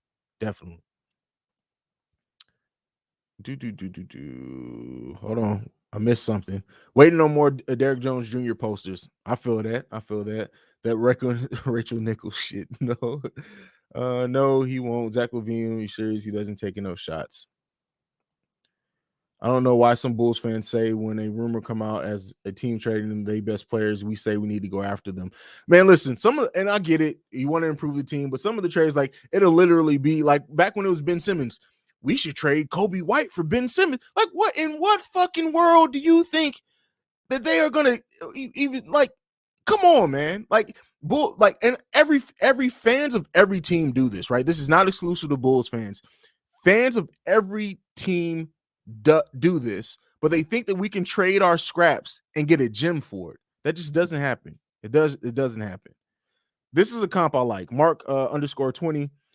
Iowa will eventually be a better version of Drew Holiday. I don't know about better, but if he can be a version of Drew Holiday enough, that's worth the price of entry right then and there. So DeMar and LaVine are the perfect duo. They both try to challenge each other, which benefits the team, and that's their stats are crazy, similar apart from the three-point percentage and free throw volume. Yeah, that's really the thing that differentiates them. And I think that just boils down to them willing to do what it takes for the other one to be successful, especially when you look at like what LaVine did last night. It makes you think that he's absolutely adapting his game so that he's a better fit with DeMar, and DeMar's definitely doing the same thing as well. Definitely doing the same thing. Watching Vooch in the paint is what we all wanted from. Yeah, that is true. Jimmy went from humble kid, I'm a David Ruffin, and these others. Exactly. That is exactly what Jimmy Butler did, man. And it's crazy to watch, man. It's crazy to watch. Yo, found your YouTube channel a week or two ago. Just sub. Awesome content and perspective, brother. Keep it up. Thanks for making the vids. Gillian, thank you so much for that, bro. I really do appreciate that. Zoe gonna be up there for defensive player of the year. Look at his blocks and steals numbers for a point guard. Jesus Christ, he is an elite defensive player for sure, absolutely. What about some more mid-value picks for LeVert? If his but does LeVert really solve much for us? Like what? Not that I'm down on LeVert as a player or anything. It's just like looking at this construction, right? Because I don't think LeVert's going to play much power forward. Well, on this team, almost anyone can play power forward, right? I don't think he really solves a lot of what our holes are. And like, really, what LeVert would give this team, is that not what Io and Derrick Jones Jr. combined to give us, if not even more so than that, in similar positions? So that's my question there. Not that I dislike him or anything like that. I just wonder what would be the point of trading mid-value picks for somebody who their production is kind of already matched by things and players we have on this team. Just let me know what you guys think about that. Lakers fan are the worst with their listen here. Lakers and damn it. At one point it was Warriors fans, because at one point Warriors fans were literally like, "Oh, can we trade Andre Iguodala for," I don't remember. Like, that shit was bad. I was on message boards during that shit. I don't know what's going on in Portland. If they start to shop Covington, how much? Listen, now that is an interesting piece, especially somebody said earlier in the chat that CJ McCollum's lung collapsed, so he may be out for a while. If Portland says, "Hey, we have an opportunity here to get a lottery pick, go into a, to quote Gar Foreman, to go into a, what did they say? A reset, not a rebuild." Is that what he said? I can't remember what dumbass quote that Muffet face bastard used to make. But if they have the chance to do something like that and they say, "Hey, anything that we can get for Covington," giving them the rights to their own first round pick back, maybe throw in a younger player like Troy Brown Jr. I'm not sure what Covington's contract is, but if they can do that without giving up any main pieces, I would definitely be open to Covington. Definitely. We need depth and size at the 4. Do you think we should trade for Turner? I kind of already talked about that at the beginning. I don't think what we'd have to give up is worth it for him. But I think they're going to focus on the buyout market, is what I think the Bulls are going to do. That's what I think. But I could be wrong. And so you're saying LeVert as a bench scorer? Yeah, I mean, it just depends. I don't hate it. I guess it depends on what it takes to get him. But I think we need to, before we worry about anything else, we need to address that 4. That's what I think. Bulls are tripping not bringing. No, because I don't think Stanley does anything better than Derrick Jones Jr. or Javonte Green. I think what we have in them, I think the problem is that if Patrick Williams is still here and we had Derrick Jones Jr. and Javonte with his energy coming off the bench, wouldn't even be thinking about Stanley Johnson. So that's just my thinking. That's my thinking. The only reason that we would have seen Stanley Johnson for the first time last night instead of Matt Thomas is the first time we would have seen him. We should wait for the buyout market. Yeah, that's what I think too. We talked about this. It's been impressive to me that defensive effort that Billy has his team playing with. Matt Thomas isn't a good defender, but I saw him a lot yesterday. Again, and that's what I talked about at the start of this season. Back when I was like starting this channel and people were like, "Who's going to play defense for the Bulls to get past 40 wins?" And I was like, okay, yes. When you look at players, one-on-one defense is a completely different thing from the defensive scheme of a team and team defense. Those are two completely different things. And people look at a team and they say, "Oh, he's not a good one-on-one. He's not a good one-on-one. He's not a good one-on-one." And that could be valid. But if you have a coach that comes up with a great defensive scheme, then the one-on-one defense isn't as much of an issue and they can cover each other up. That's what we're seeing with this Bulls team. They're playing great team defense. They have a great defensive scheme. And even last year, hell, once I paid attention and like realized we were 12th in defense last season with that team, looking at this team with veterans, improved defenders like Lonzo, Alex Caruso, Zach in defense he was able to show, and I said we're going to be fine defensively. I didn't think we'd be top 10 in the league fine, top 5 at sometimes, like we're top 7 right now, but I knew we'd be fine defensively. So yeah, that's definitely a thing of the retool, not a that's what it is. Fucking fuck Gar Foreman and his muffet face ass. Like that motherfucker is terrible. It's like I'm not as bad on Paxson because Paxson rebuilt this team twice. What he was able to do with the Baby Bulls, what he was able to do to build a scrappy contending team with that Kurt Heinrich led team before Derrick Rose came in, when they got to 45 wins at one point. Was it close to 50, like 49 or something like that? Paxson wasn't a great GM. I'm not saying he was great, but he was a solid GM. Shit went really left when Gar Forman's dumb-faced ass, like he literally looks like a Muppet. And every time Gar Forman has that face that you just want to punch. Like every time he talks, you just want to be like, shut the fuck up and punch his ass. I hate that motherfucker. I hate him. Do you think the Bulls are the Phoenix Suns of last year? They absolutely can be. Absolutely can be. I'm going to turn off my camera for a second to go grab a bottle of water. I'll be back in less than 30 seconds. Give me 1 second.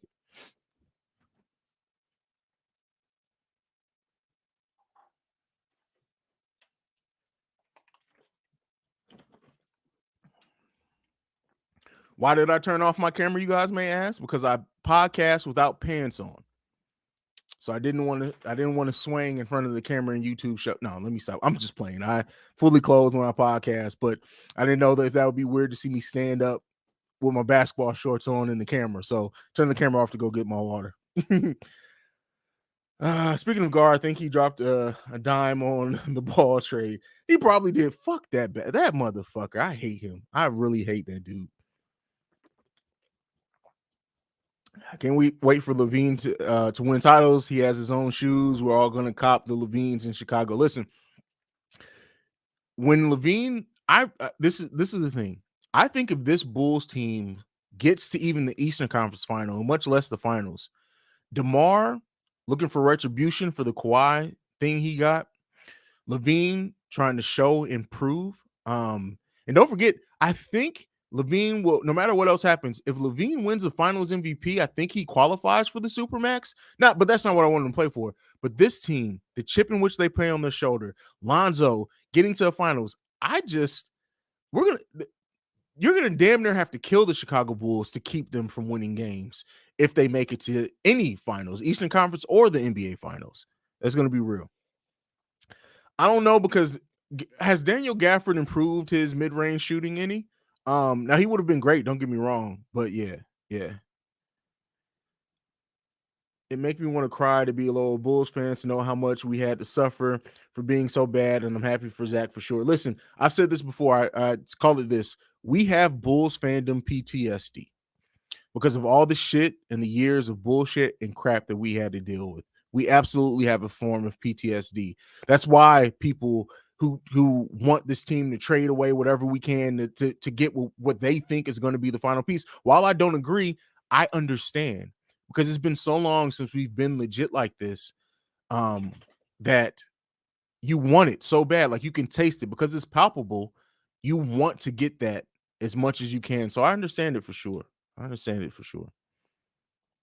With Williams, we would be even better for sure. Muffin face that. Listen.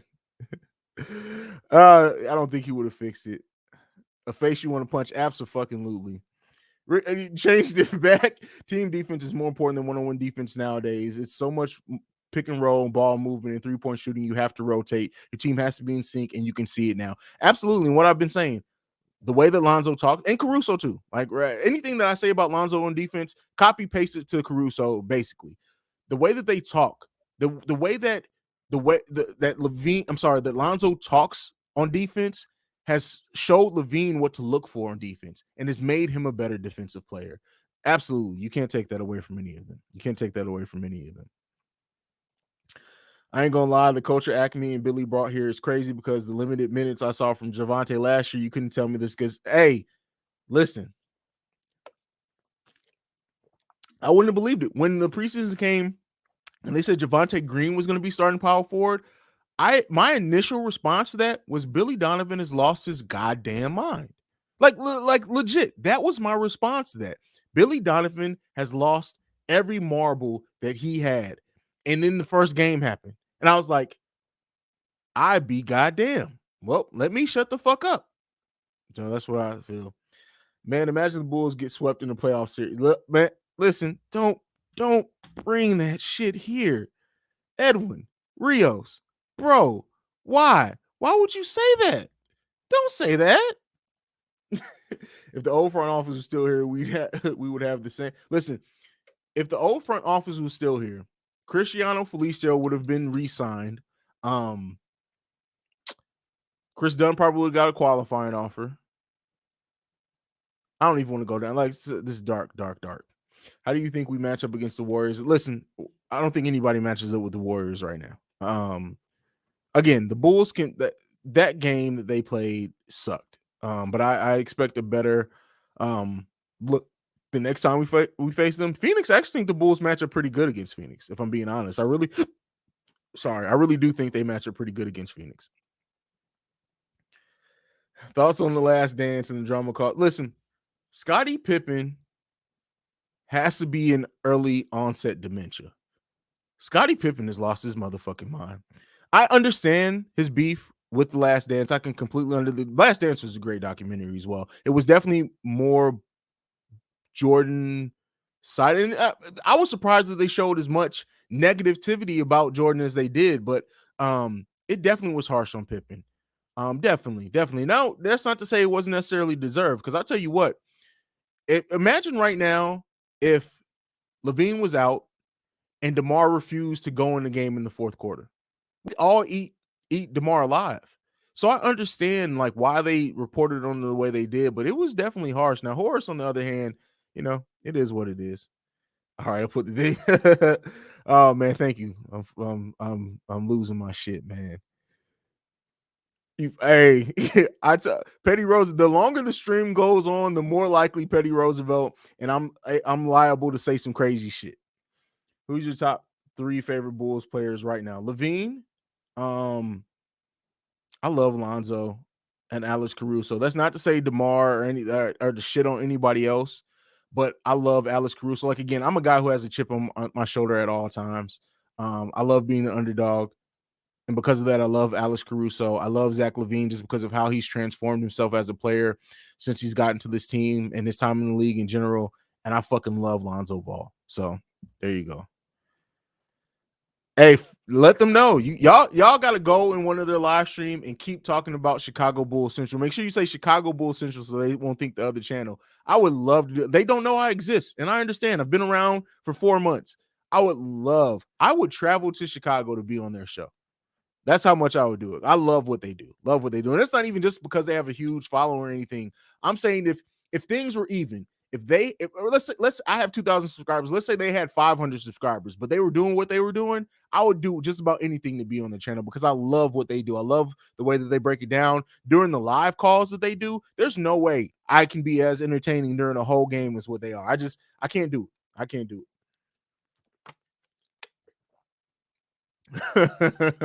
That's funny.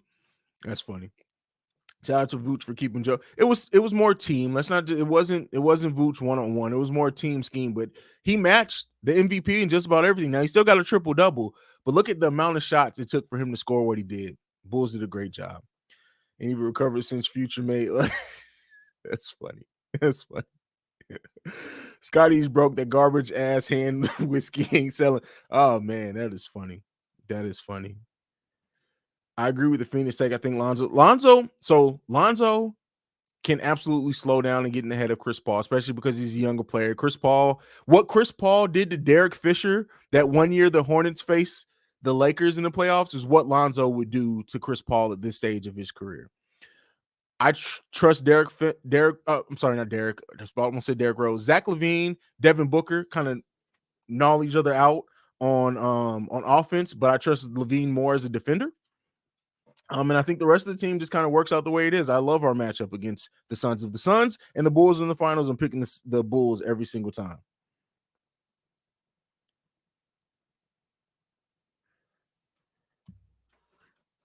All right. If the old front office was still here, we'd be ranting about Denzel. Oh man, listen here. I'm so glad that motherfucker is gone.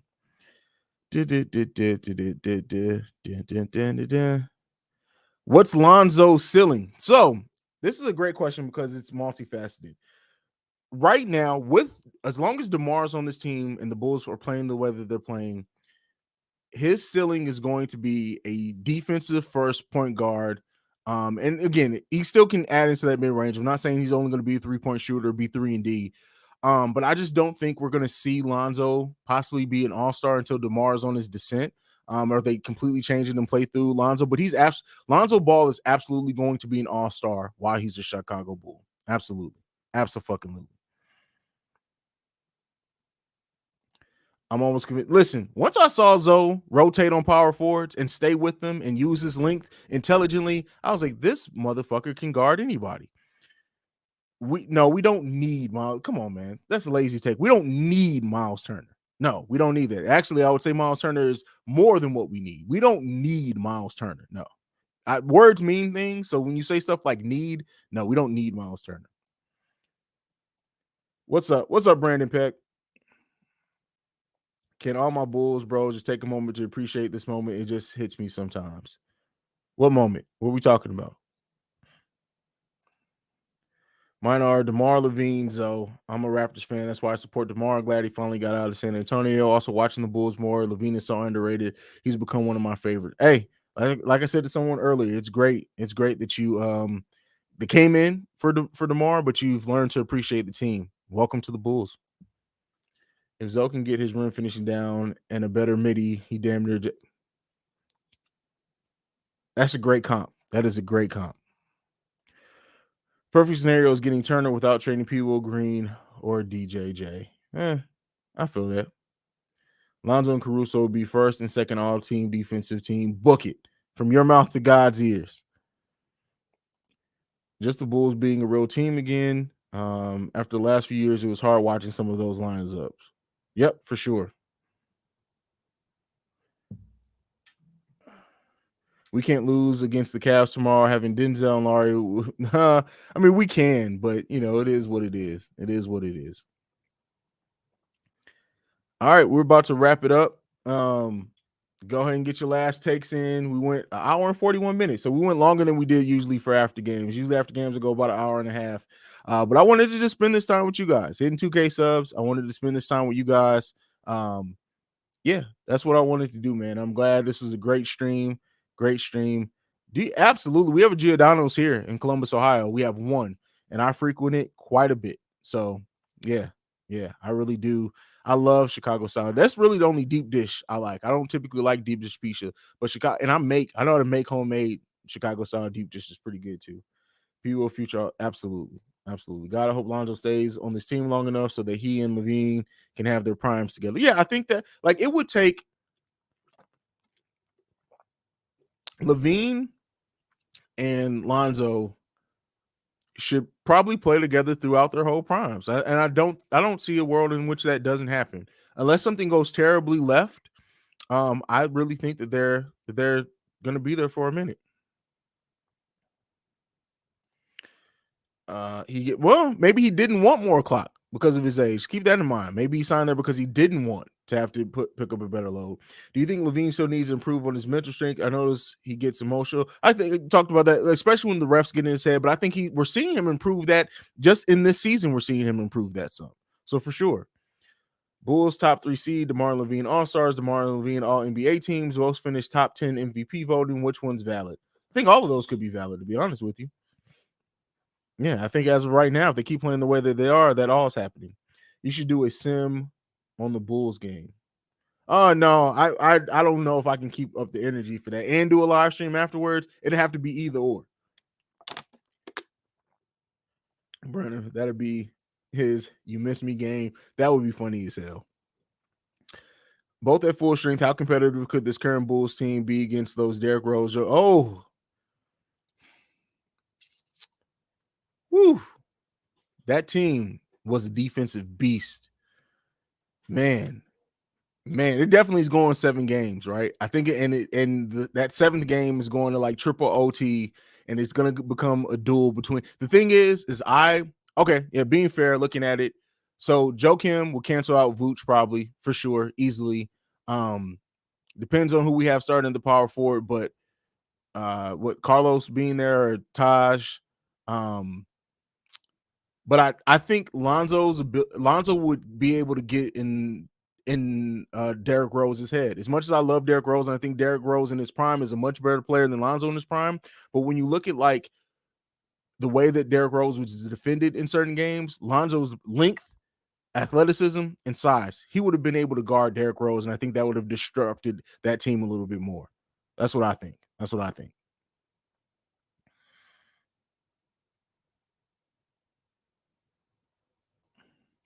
Cavs going to be a problem, but it would have to be them dominating us in the paint because their perimeter offense is not going to. That's what I think too. It's definitely going to be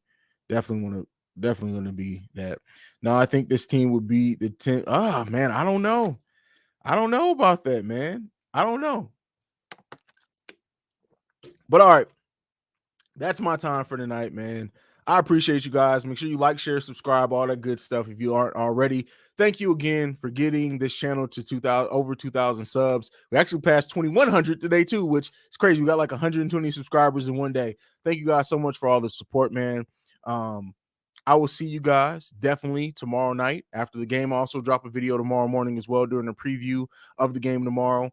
But we're just starting. We're only 4 months in. This channel is just starting. We're going to continue to grow. I'm going to show you guys more of the studio. I have a whole nother set on the studio. I was going to do it over there tonight for the stream, but I decided to do it from here. But yeah, that's it. That's my time, man. I love you guys. I really do appreciate you guys so much, man. I'm going to end it on this one. Just talk to him. Listen, I will change that man's life.